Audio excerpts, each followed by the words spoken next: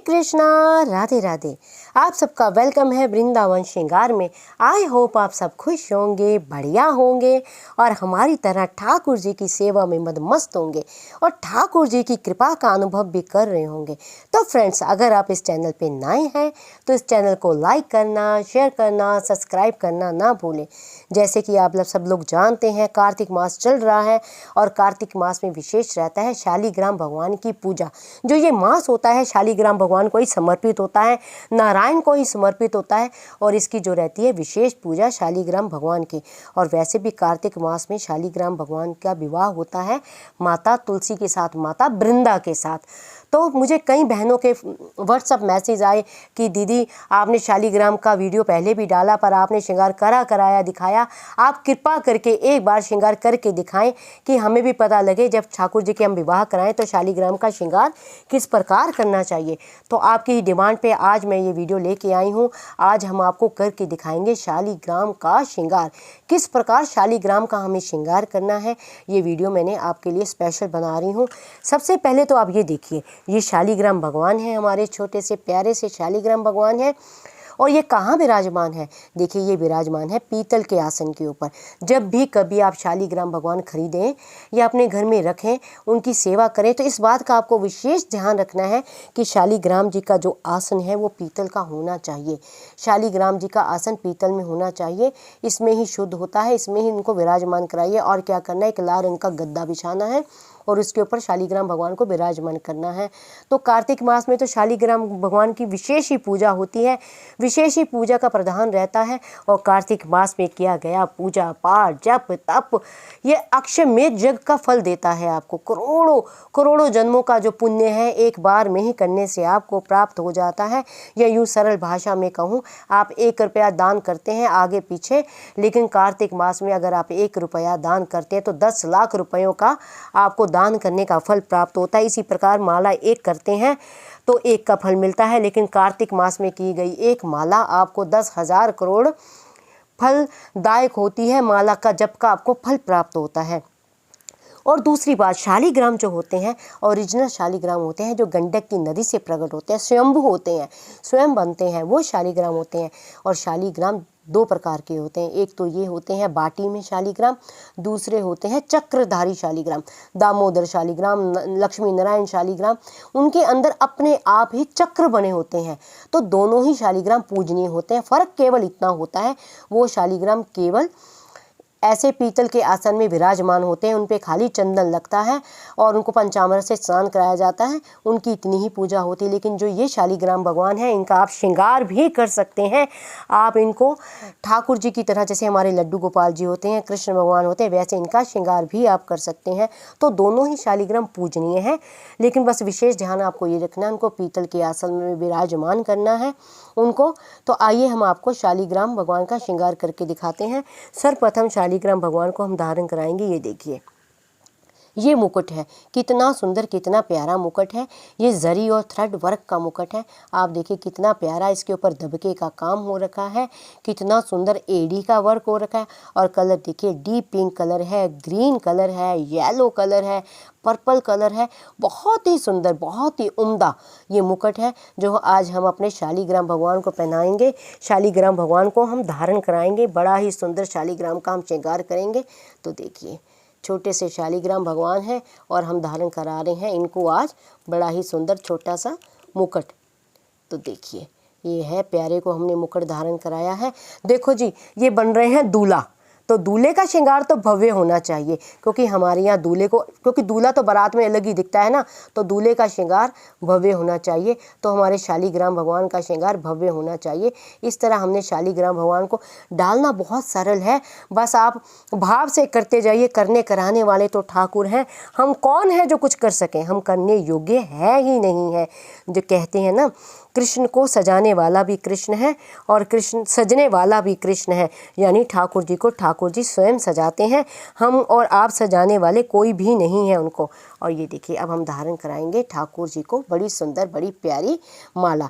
ये कितनी सुंदर मल्टी कलर में ये 2 लेयर में माला है। 2 क्या, इसके अंदर देखिए पहले 3 लेयर्स पहले हैं और लास्ट में फिर है। और देखिए लाल, वाइट, ग्रीन कलर के पर्ल्स हैं, मोती हैं और मोटे मोटे एड़ियों की माला है। और नीचे देखिए कितना सुंदर मल्टी कलर का पेंडल है, रेड है, ग्रीन है।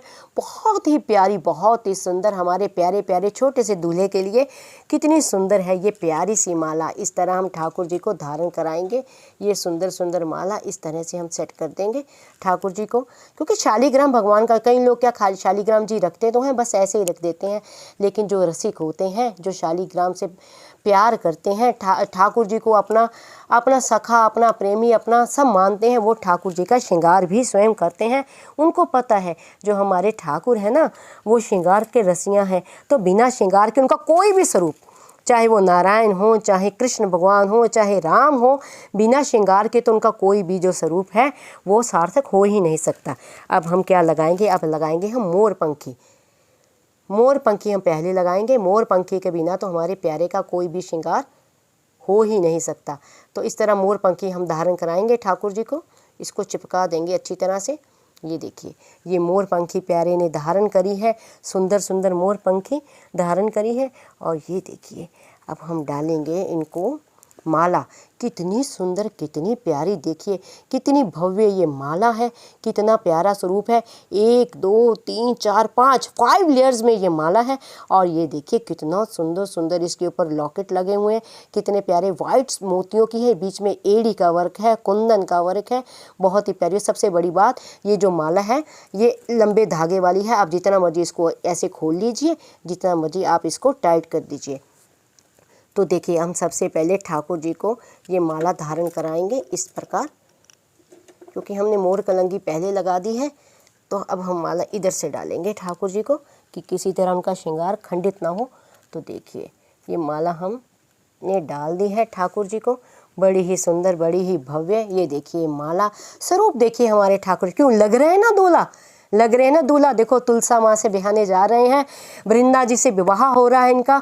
तो प्यारे देखो कितने सुंदर दूल्हे की तरह जच रहे हैं, कितने प्यारे सुंदर लग रहे हैं। देखो ये भक्त के हृदय के भाव होते हैं, अपने प्यारे, अपने प्रेतम, अपने ठाकुर को किस भाव से वो रिझाता है। और देखिए पीछे हमारी तुलसा माता भी दुल्हन बन के खड़ी है।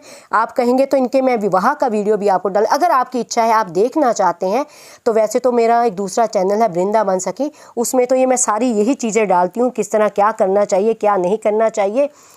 तो अगर आप कहेंगे तो मैं इस चैनल पे भी इनके विवाह का किस तरह, किस रीति रिवाजों से इनका विवाह करना चाहिए, किस तरह इनका श्रृंगार करना चाहिए, किस तरह तुलसी माता की पूजा करनी चाहिए, ये मैं इस चैनल पे भी डाल दूंगी। नहीं तो आप मेरे उस चैनल पे जाइए, उस चैनल पे आप जाके इसको देख सकते हैं। अभी 1-2 दिन में मैं ये वीडियो डालूंगी तो आपको पता लगेगा। तो देखिए कितने प्यारे सुंदर शालिग्राम भगवान, हमारे छोटे से प्यारे से ये शालिग्राम भगवान सज गए हैं। देखिए कितने सुंदर दूल्हे की तरह जच रहे हैं प्यारे।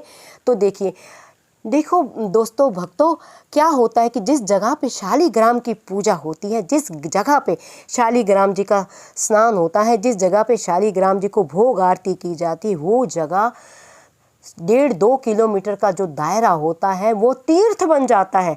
सारे देवी देवता वहाँ विराजमान हो जाते। आप जानते हैं हिंदुओं में 33 करोड़ देवी देवता हैं, तो सारे शालिग्राम भगवान की भक्ति करने के लिए, उनके रूप के दर्शन करने के लिए वहाँ विराजमान हो जाते हैं। यूँ मानो आपका घर कोई साधारण घर नहीं रहा।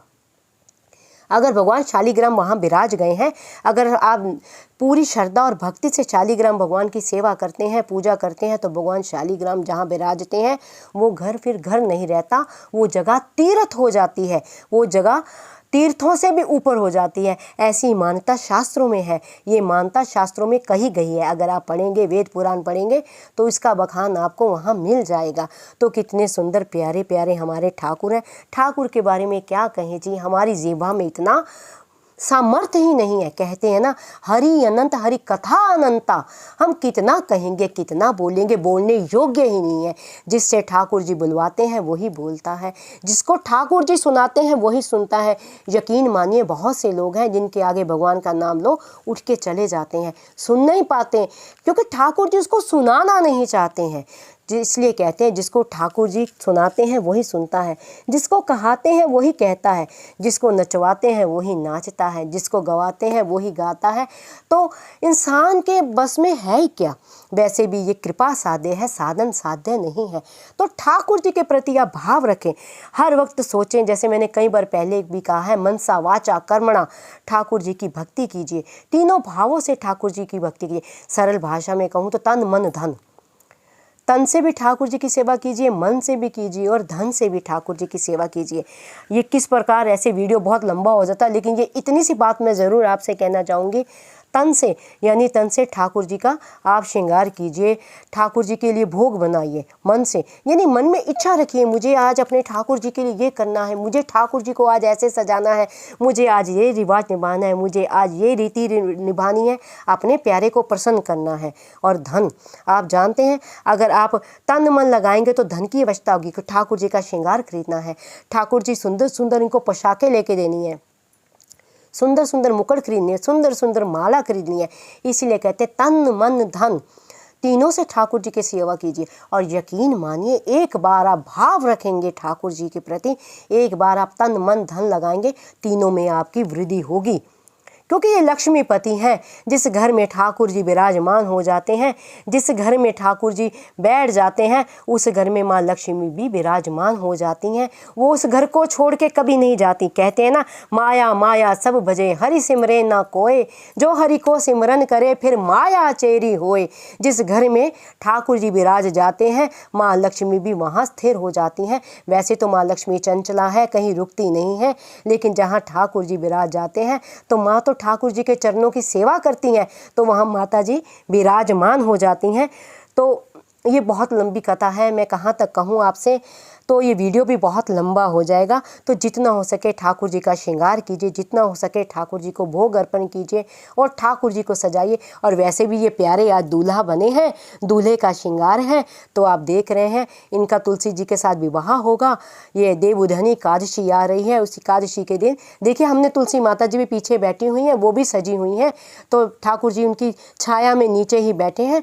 तो अगर आप भी ये सुंदर सुंदर श्रृंगार मंगवाना चाहते हैं, ऐसे सुंदर शाली गहना मंगवाना चाहते हैं, ये सुंदर माला, सुंदर मुकुट, सुंदर कलंगी, ये सुंदर आसन मंगवाना चाहते हैं, तो स्क्रीन के नीचे आपको कमेंट बॉक्स पे, ये स्क्रीन के नीचे आपको नंबर दिखाई दे रहा है, उस नंबर पे आप हमें व्हाट्सअप मैसेज कीजिए, हम जल्द ही आपको रिप्लाई देंगे। और आपके मन में किसी तरह की कोई जिज्ञासा है, कोई प्रश्न है, तो आप मेरे दूसरे चैनल वृंदावन सखी में जाइए, वहाँ जाके आप उसमें आप कमेंट बॉक्स में लिखिए, जितना मैं जानती हूँ उसका आपको आंसर दूंगी, और जितना मैंने नॉलेज है, जितना मैंने सुना है, पढ़ा है, उसके अकॉर्डिंग मैं आपको उत्तर दूंगी। और उस चैनल को भी लाइक कीजिए, शेयर कीजिए, सब्सक्राइब करना ना भूलें। और ये हमारे प्यारे से छोटे से दूल्हा अगर आपको अच्छे लगे हैं तो इनको भी लाइक करना, शेयर करना, सब्सक्राइब करना ना भूलें। हरे कृष्णा, राधे राधे।